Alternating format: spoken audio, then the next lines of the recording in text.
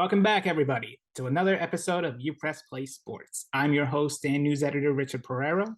Joining me today is sports editor Cameron Priester and staff writer Zachary Watts.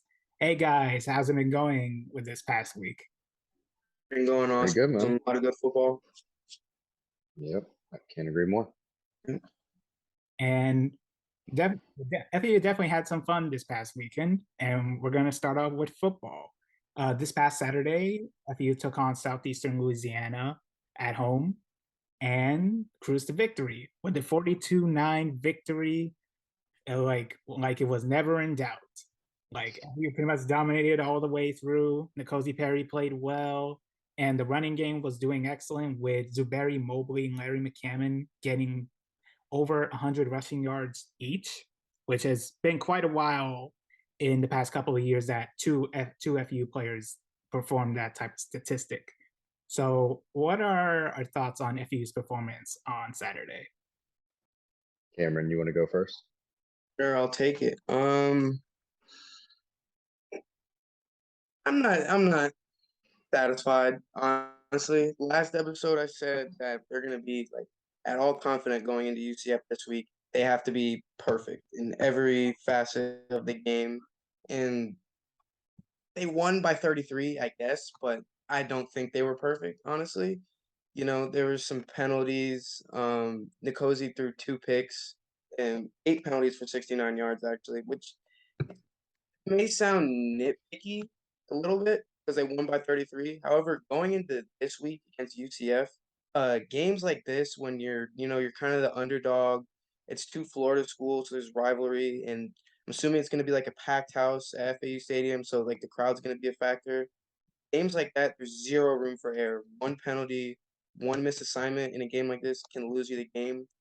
So they weren't perfect last week, so I'm not that confident going into next week, but we'll see. Yeah, just to piggyback kind of off what Cameron said, I wasn't necessarily impressed, and I know that's kind of like sounds kind of weird coming off a 42-9 win, but it was an FCS opponent, and you kind of expect to handle things. Two of the main things I took away from it, like Cameron said, penalties were still an issue. I think we had 8 for 69 yards. These are just mental mishaps that need to be fixed, especially moving in to a rivalry game, especially against a quality team like UCF. They're coached by Gus Malzahn, who came from Auburn. He's endured the grind of a lot tougher opponents, so he's going to have his team mentally prepared. So we need to kind of be on par with them. Another thing, like we said, we lost the turnover battle. N'Kosi ended up having 2 picks, but I'm not so much as upset with the offense having turnovers through the air as I am with defense not forcing turnovers. You're supposed to be the bigger, stronger, faster school. You want to make things happen. And I fully expected us to make things happen. And not to say they didn't, I just wanted a little bit more than what I got. And maybe that's just me being greedy. I expect the best out of our teams and our guys. But I think it's good to hold us to that high standard because, the moment we start getting complacent, that's when we'll start losing games that we shouldn't. But we have a very good matchup coming up this week, and I'm looking forward to that. Yeah, I definitely agree with you there, Zach. I think it's important for the team to stay focused and not be content with where they're at. Like, the offense has done very well staying consistent. They haven't scored lower than 35 at night. That offense has been very good to start the season. And with the UCF game taking place on Saturday, September 17 at 7:30 p.m., which is arguably FAU's biggest game of the season, what are our expectations heading into the game against powerhouse from the American Athletic Conference, which the football team will be heading into next year? Yeah, so we've had some experience with UCF in the past. UCF's coming off a tough Friday night loss to ACC opponent Louisville. They lost 20-14. What I saw in that game was just, I guess what it like reconfirmed for me is like we have ample opportunity to win this game for FAU. I thought UCF was very one-dimensional with their offense. I didn't see a ton through the air that would lead me to believe that we're outmatched in any facade of the game. But it all just comes down to discipline. UCF took advantage with a lot of misdirections, some delayed handoffs, and a lot of quarterback design runs, which I think we should be able to handle as long as we bring the pressure and allow our linebacking core to kind of just be solidified. I fully expect our edge contain to be completely sound this game. You know, we can't just be chasing around players with the assumption that like this person's going to get the ball, because UCF, especially led by Gus Malzahn, who's coming from a prior Power 5 conference, like he knows what he's doing. You know, they got the transfer from Ole Miss, Plumlee. So these are guys who have dealt with the SEC grind and experience. You know, they're going to be fully prepared coming into it, and we kind of need to match them in that regard. Yeah, just UCF doesn't really have too much creativity, a lot of one-dimensional. So I think we have the perfect opportunity to lay an upset in this game, and yeah, that's what I'm looking forward to. Yeah, kind of similar thoughts over here. It is like you said, it's a perfect like kind of trap game for UCF to get like kind of caught.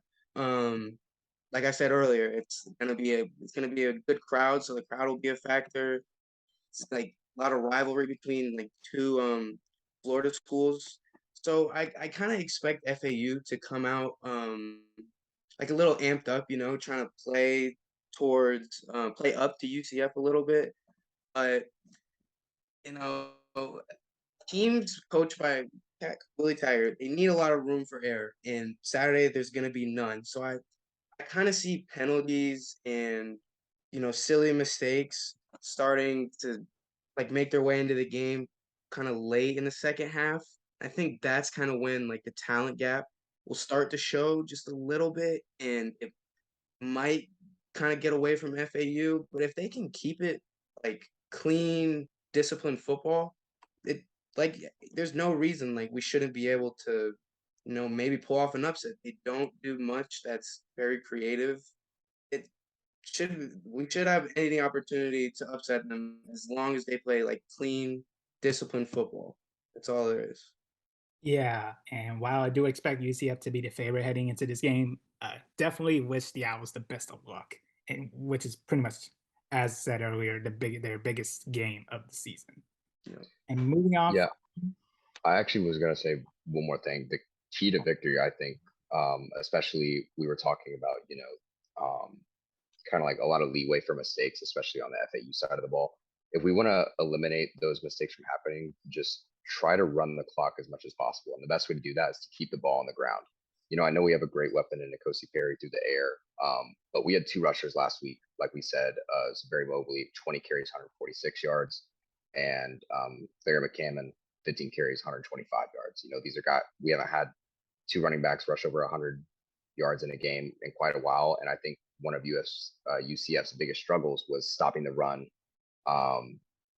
against the Louisville Cardinals. And I think we had over 9 guys get touches on the ground last week, including Perry and even Willie Taggart Jr. So we have plenty of guys that have the ability to receive touches and keep fresh legs in there to keep things moving.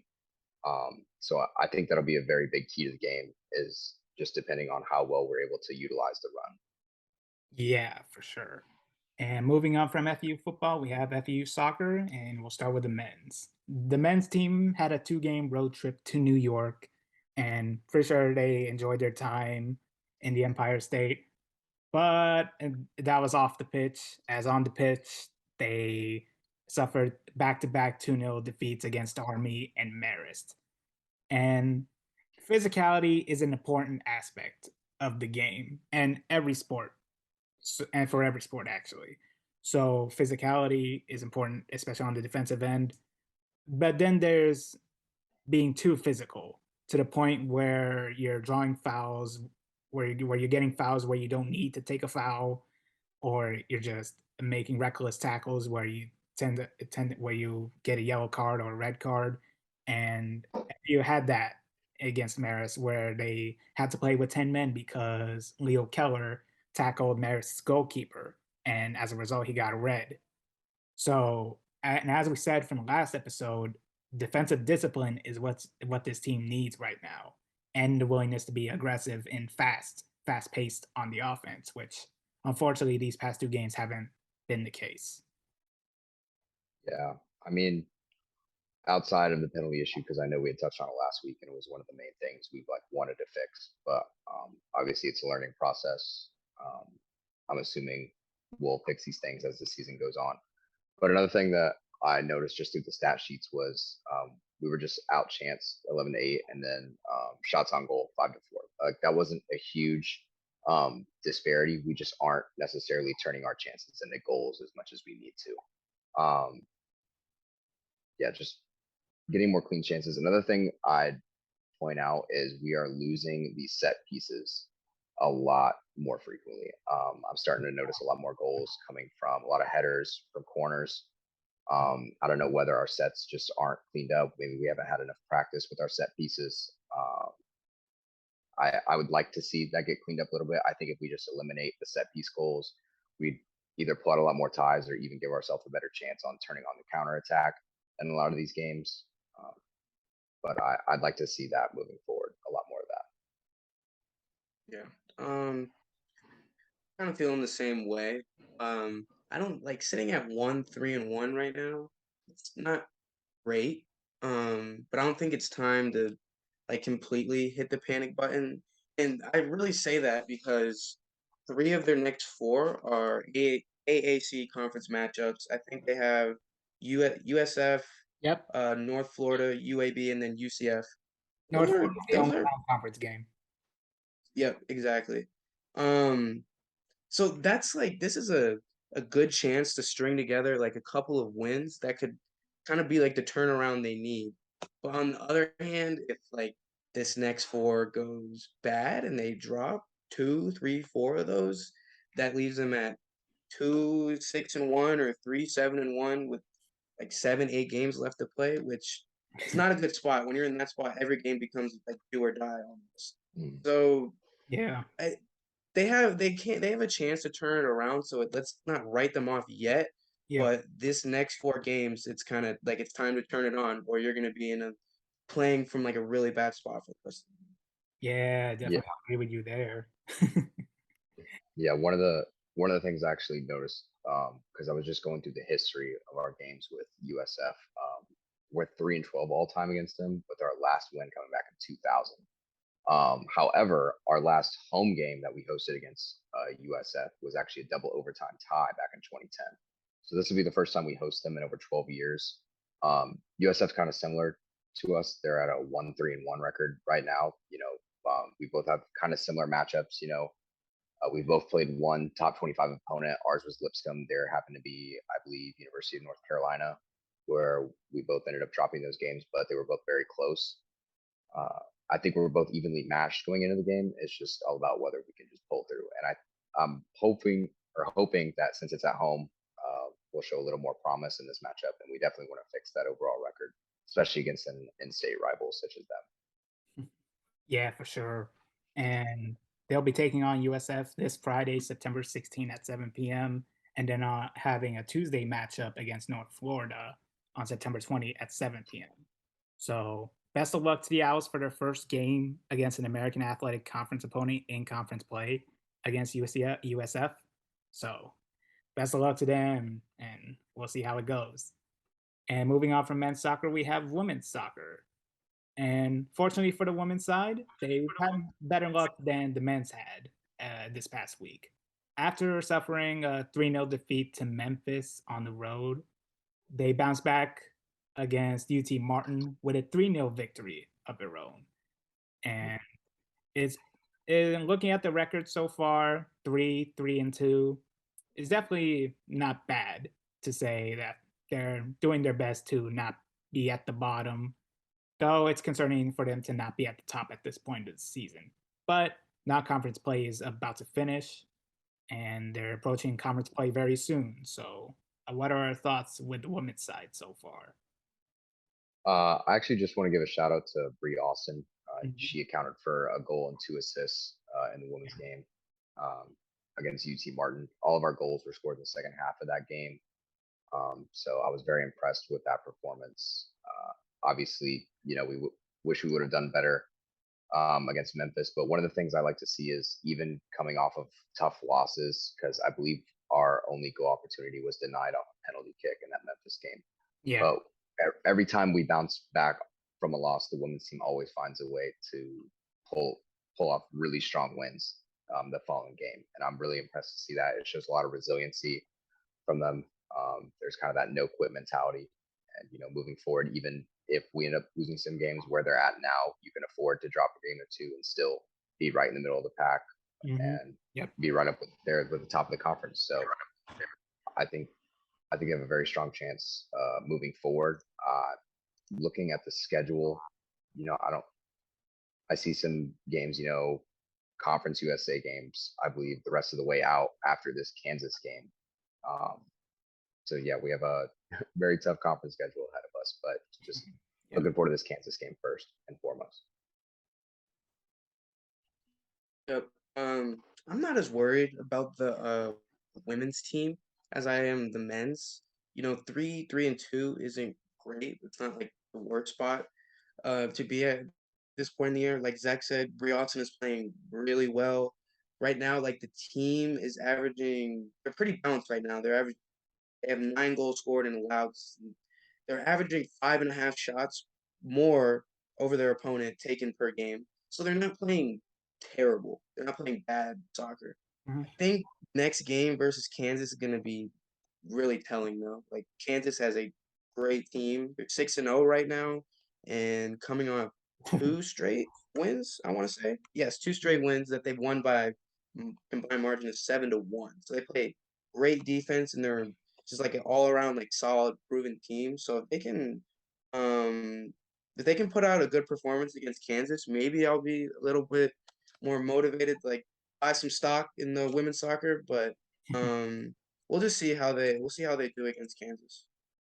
Yeah, that matchup against Kansas on Thursday, September 15 at 7 p.m. is definitely going to be a very big matchup for the women's side, especially after that game when they enter conference play going up against North Texas on Sunday, September 18 at 2 p.m. on the road. So it's definitely a matchup to look out for against Kansas, and we'll see if the women's side can take advantage of that and take a upset victory, a potential upset win over Kansas as momentum heading into conference play. And with that, that will conclude our section with FAU sports. Now we head to national sports, with our only section for today is the NFL, and we'll be going over what happened in week 1.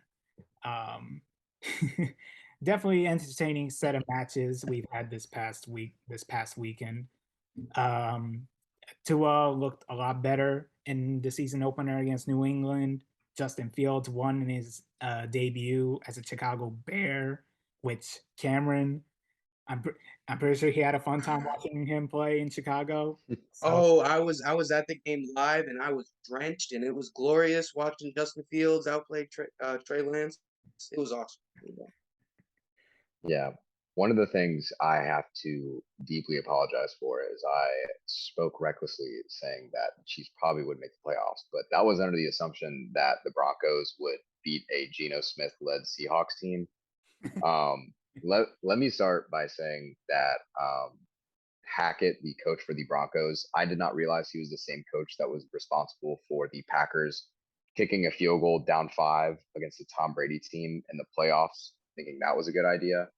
But, you pay your quarterback $256 million in the offseason. He's supposed to go on the road and make things happen, especially on 4th and 5.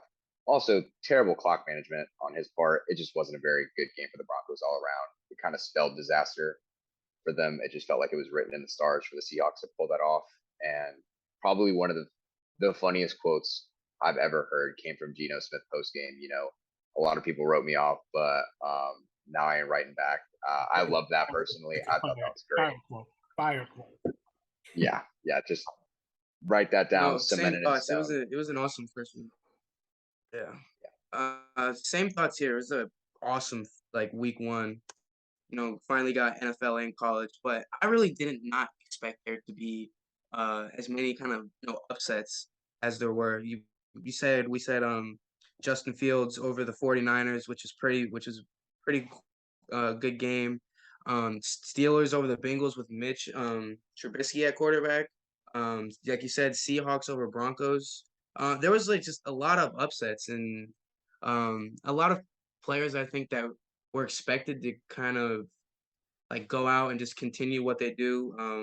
Rodgers, Wilson, it just kind of didn't pan out, but it's week 1, so I guess we shouldn't write off anybody or put all our stock into anybody just yet. But it's an awesome first week. Yeah. We Yeah. do have breaking news. We do? Sorry to interrupt you, Rich. TJ Watt is not expected to have surgery on his torn pec, and he is only Oh. expected to miss 6 weeks, as per ESPN's Adam Schefter. So that is important news for the Steelers. Defensive Player of the Year candidate year in, year out. I think he's a great guy. Hate to see when players of that caliber get injured. So we're glad to see that he will be back on the field at some point. One more thing I will add in. Why do NFL kickers not want to keep their jobs?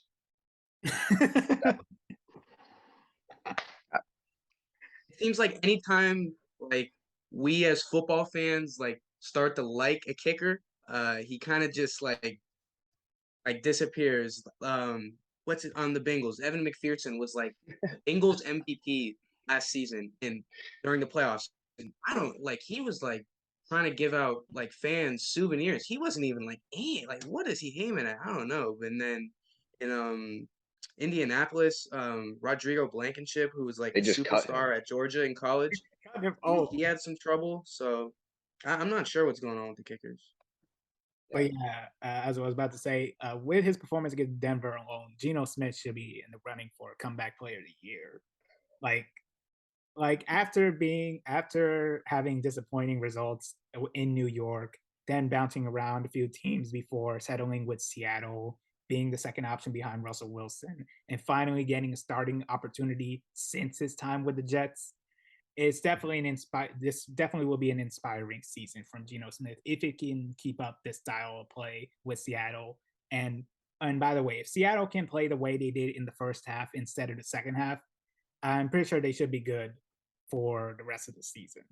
Like they were they were busting busting up Denver with their offensive play style. And if they can keep up that momentum, they should be good. And I do want to talk about New England. As I mentioned, Miami and Tua Tagovailoa played very well. 27 victory, 20-7 win over New England. New England has to do better in protecting Mac Jones. That offensive line was not up to par as it looked. So if New England can't protect Mac Jones enough, I don't know if they'll be able to win more games than they did last season. I mean, one of the big takeaways, I thought Tua played well, but in my mind, I thought if you would have had over half the other quarterbacks in the league, I thought that game should have been like 45-0. That was just an abysmal showing by the Patriots. One of my biggest concerns going into the season was we didn't have a solidified offensive coordinator since we had lost Josh McDaniels to the Raiders coaching job.